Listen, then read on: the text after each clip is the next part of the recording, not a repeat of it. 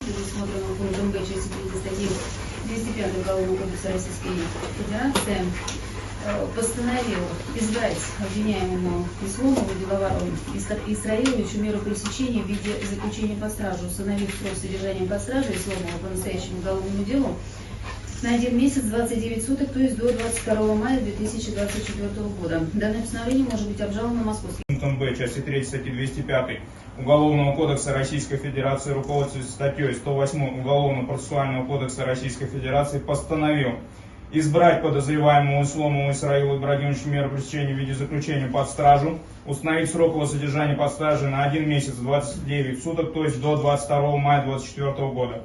В удовлетворении ходатайства стороны защиты об избрании в отношении Исломова меры пресечения, не связанной с заключением под стражу, отказать. Настоящее постановил избрать обвиняемого Исломова Аминчону Исраиловичу меру пресечения в виде заключения под стражу, установить срок его содержания под стражей на 1 месяц 29 суток до 22 мая 2024 года.